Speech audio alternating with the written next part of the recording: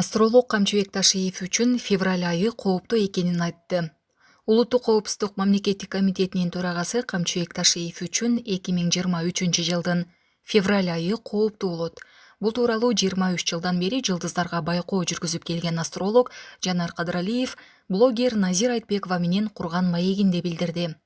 Жанар Кадыралиев астрологиялык төлгө боюнча жалпы кыргызстандыктар үчүн жаңы 2023 жыл кандай болорун, кайсы саясатчылардын жылдызы жанары тууралуу айтты. Ал Камчыбек Ташиев тууралуу айтып жатып, февраль айы ал үчүн кооптуу экенин белгиледи. Камчыбек Ташиев эртең мененки саат 5:46 туулган. Анын саясий аренасында кооптуулук бар экенин астрология илимдеринен көрсө болот. Ал өзү жакшы адам болгону менен эмоциясын кармай албай, тилин башкара албайт. Ал тилинен этият болбосо, ден соолугу, жумушу жагынан жабыркап калышы мүмкүн. Камчыбек Ташиев үчүн февраль айы кооптуураак. Январь, февраль, март, апрелге чейин болушу мүмкүн. Кооптуу дегенимдин себеби ал ден соолугу же кызматы жагынан жабыркайт. Ага өзүнүн эле кесиптештери тарабынан бут тосуулар болушу мүмкүн, деди астролог. Булак репортер Кежи. Кадамжайдагы трагедия. Россиядан кайткан тургун үй бүлөсү менен жаңы курулган үйүндө жан берди. 2022 жылдын 30 декабрына караган түнү Баткен облусунун Кадамжай районунун Алга айыл аймагынын Алга айылында 6 адамдын өмүрү кыйылды. Турмуш басылмасынын аймактык кабарчысы трагедия болгон жерге барып келди. Буга чейин турмуш окуя Алга айылынын 1986 жылы туулган тургунунун жаңы курулган үйүндө болгонун жазган. Жубайлар Равшан Нурматов менен Жаркынай Коргонбаева балдары менен уктап жаткан учурда үйдү жылытуу үчүн сайылган 2 даана электр жылыткычынын айынан электр зымдары ээрип күйүп, үйдүн ичиндеги диван жана жерге төшөлгөн паластар өрттөлгөн. Анын кесепетинен үйдүн ичи түтүнгө толуп, 6 адам ууланып калган. Маркумдун бир тууган агасы Өткөр Нурматовдун айтымында энесинен кабар алуу үчүн анын үйүнө барган. Барсам эне менен келиним сырткы бөлмөдө каза болуп жатыптыр. Ошол жерден электр тогуна урунуп каза болушканын билдим. Сыртка чыгып, эсептегичти өчүрүп, энем менен келиниме тийбей, балким ичинде тирүү калгандар болсо керек деп ички бөлмөгө кирип бардым. Кирсем балдары уктаган бойдон каза болгон экен. Ал күндү айтып берүүгө да жүрөгүм чыдабайт, дейт ал.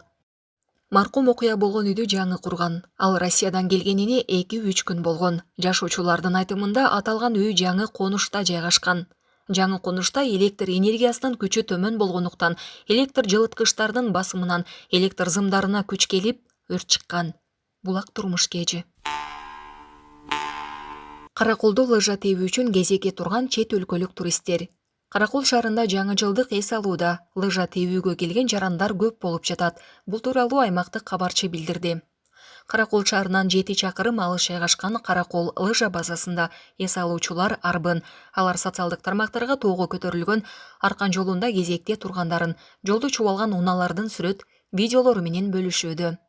Лыжа базага бара жаткан жолдо Каракол мамлекеттик жаратылыш паркынын атайын постору турат. Алардын маалыматына ылайык, жаңы жылдык эс алууда 1-5 январь күндөрү 2565 унаа лыжа базага өткөн. Лыжа базада атайын туристтик 4 милиционер жана Ак Суу райондук ички иштер башкармалыгынын 4 кызматкери коомдук коопсуздукту сактоодо. Бүгүнкү күндө эс алуучулар тарабынан мыйзам бузуу катталган жок. Эс алуу өз ногунда өтүп жатат. Туристтик милиция туристтерге таңдан кечке чейин жардамын берип, кызматын өтөөдө. Ал эми райондук ички иштер башкармалыгынын 4 кызматкери күнү түнү ошол жерде нөөмөттө болууда, дейт облустук милиция.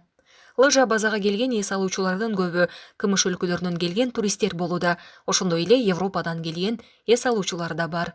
Булак турмуш Кежи. Ысык көлдүн жээгинде мончо иштеп жатат. Ысык көлдөгү пансионаттардын биринде пирсте мончо иштеп жатат деп билдирди күбө. Ал көл жээкте мончо иштетүүнүн мыйзамдуулугуна кызыкты. 2018 жылы Ысык көлдүн жээгинде мончо иштетүүгө тыюу салынган. Ошол кезде прокуратура көл жээктеги бардык мончо бузулганын билдирген. Булак бара келди. Адамдар тирүүдешти. Каракөлдөн тоодон тоголонуп кеткен унаанын видеосу тарады. Жалал Абад облусунда унаа жүргүнчүлөр менен тоодон тоголонуп кеткен. Бул тууралуу социалдык тармактын колдонуучусу Эртай Исхаков жазды. Адамдар тирүүдө ылдый жакта тургандар айтышты. Канча адам болгону жана эмне себеп болгону такталууда, деп жазып, видео менен бөлүштү. Булак Седепкежи. Орус блогеринин оюнунан БМВ уткан Сауле. Жаңы жылдын башталышына сонун белек болду. Бишкек шаарынын тургуну Сауле Балабекова 9 миллиондон ашык катталуучусу бар орусиялык блогер Надин Серовскийдин оюнунан БМВ унаасын утуп алган. Сауле Балабекова соц тармактагы баракчасына өзүнүн эмоциялары менен бөлүштү. Менин атым Сауле, мен Бишкек шаарында турам. Жумушум болуп, унааны уткан соң байланышка чыга албай жаттым. Жаңы жылдын башталышына сонун белек болду. Сөз жок, Надин сага чоң рахмат, деди ал. Сауле эми байгесин алуу үчүн Москвага барышы керек болот. Булак Седепкежи. Кыргызстанда кийинки жумада аяз күчүнө кирип, -20 градуска чейин суук болот. Кыргыз гидромет агенттиги кийинки жумада катуу суук болорун эскертти. Өлкөнүн бардык аймактарында 10 январдан тарта аяз күчүнө кирип, кар жаайт. Чүй облусу жана Бишкек шаарында 12-13 январда түнгүсүн -20 градуска чейин суук болот. Ал эми тоолуу нарында абанын температурасы -28 градуска дейре төмөндөйт. Бул күндөрү түштүк региондордо термометр -17 градусту көрсөтөт. Кыргыз гидрометтен жолдорго күрткү туруп, андан сырткары тайгалак болорун, мезгил менен катуу шамал жүрөрүн кошумчалады. Булак Спутник Кежи.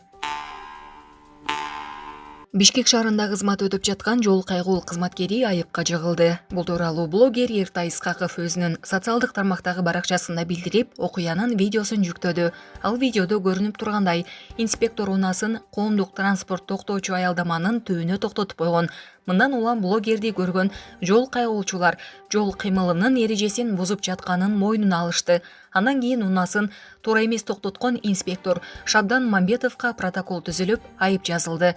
Жол эрежеси боюнча аялдама белгисине чейин унааны 15 метр жетпей, аялдамадан кийин 15 метр ары токтотушу керек болчу. Мырзаке Каракулжа Алайкуу унаа жолу бир тараптуу ачылды. Бул тууралуу Өзгөчө кырдаалдар министрлигинин басма сөз кызматы билдирет. Белгилей кетсек, 4 январда Мырзаке Каракулжа Алайкуу унаа жолунун 75-чакырымында көлөмү 1500 метр куб кар көчкү түшкөн. Мындан сырткары 70-80 чакырым аралыктарында кар күрткүлөр пайда болуп, унаа жолу убактылуу жабылган. Аталган унаа жолунун 47 жана 107 чакырымдарында Кыргыз Республикасынын Ички иштер министрлигинин жол кыймылынын коопсуздугун көзөмөлдөө башкы башкармалыгы тарабынан атайын посттор уюштурулган. Бүгүн жерине тазалоо иштерин жүргүзүүгө номер 26 житиден бир бульдозер, бир жүктөгүч, номер 44 житиден бир жүктөгүч тартылган. Учурда тазалоо иштеринин жыйынтыгында Каракулжа Алайкуу жолу бир тараптуу ачылды. Абал тынч. Булак Кабар Кежи. Жалоотуу мезгилине карата Бишкек жепте маселе жаралбайт. Министрлер кабинетинин төрагасынын орун басары Бакыт Төрөбаев Бишкек шаарынын жебинин учурдагы иштөө режими менен таанышты. Электр станциялары ачык акционердик коомунун башкы директору Осмон Качкынбаев Бишкек шаарынын жебинин от казандары жана башка жабдуулары толук кандуу иштеп жаткандыгы жөнүндө маалымат берди. Учурда жепте 100,4 миң тонна көмүрдүн кору бар. Күнүмдүк керектөөсү 6,5 миң тоннага чейин жетүүдө. Жепке күнүнө жергиликтүү жана сырттан 7 миң тоннанын тегерегинде көмүр ташылып келүүдө. Маалымат менен жеринде таанышкан Министрлер кабинетинин төрагасынын орун басары Бакыт Төрөбаев энергетика министрлигине өлкөнүн бардык аймактарындагы кампалар жетиштүү деңгээлде көмүр менен камсыздалып жана анын баасын дыккат көзөмөлгө алуу тапшырмасын берди. Булак Кабар Кежи.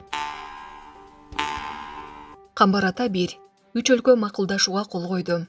Бүгүн 6 январда Бишкекте энергетика министрлигинде Кыргызстандын, Казакстандын жана Өзбекстандын энергетика министрлигинин жолугушуусу өтүп, анда Камбар Ата 1 КЭСин куруунун жол картасы боюнча макулдашууга кол коюлду.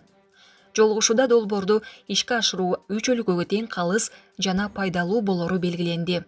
Макулдашууга Кыргызстандын энергетика министри Талайбек Ибраев, Казакстандын энергетика министри Болот Акчулаков, Өзбекстандын энергетика министри Журабек Мирзамахмудов кол коюшту.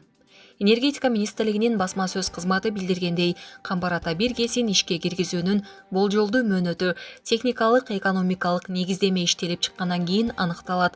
Кыргыз тараптын билдиришинче, курулушка даярдыктар башталды. Тышкы иштер министрлиги Казакстандын башкы прокурорунун сөзүнө жооп берди. Кыргыз Республикасынын Тышкы иштер министрлиги Казакстандын башкы прокурору Берик Асыловдун сөзүнө жооп катары билдирүү таратты. Бул тууралуу Тышкы иштер министрлигинин басма сөз кызматы билдирди. Тышкы иштер министрлиги билдиргендей, Казакстандагы 2022 жылдын январь айындагы массалык башаламандыкка эч бир кыргыз жаранынын тиешеси болгон эмес. Тескерисинче, эки жаран өздөрү каалабастан окуяга күбө катары кармалган. Казакстандын укук органдарынын иликтөөсүнө ылайык, алардын эч кандай күнөөсү далилденген эмес. Казакстандагы башаламаны учурунда кыргыз жарандарына зыян келбеш үчүн 600 жаран эвакуацияланган. Эскерте кетсек, бүгүн Казакстандын башкы прокурору Берик Асылов парламенттин жыйынында январь трагедиясында Кыргызстан, Өзбекстан, Тажикстан жана Россия жарандарынын да катыштыгы бар экенин билдирген. Булак медиа центр KG. Путин ок атууну убактылуу токтотууну тапшырды. Россиянын президенти Владимир Путин 6 январда саат 12:00 баштап 7 январь саат 24:00 чейин Украина менен аскердик тиреш жүрүп жаткан бардык аймактарында ок атышууну убактылуу токтотууну тапшырды. Бул тууралуу президенттин сайтында маалымдалды. Путин Москва менен бүткүл Россиянын патриархы Кириллдин бул убакытта элдешүү болсун деген кайрылуусун эске алуу менен коргоо министри Сергей Шойгуга тапшырма берген. Маалыматта согуш жүрүп жаткан аймактарда көп сандаган православ христиандары жашагандыгы белгиленген. Россия бийлиги Украина тарапты да ок атууну токтотууну жарыялоого, элге Рождество майрамында сыйынуучу жайларга барууга мүмкүнчүлүк берүүгө чакырды. Булак медиа центр KG.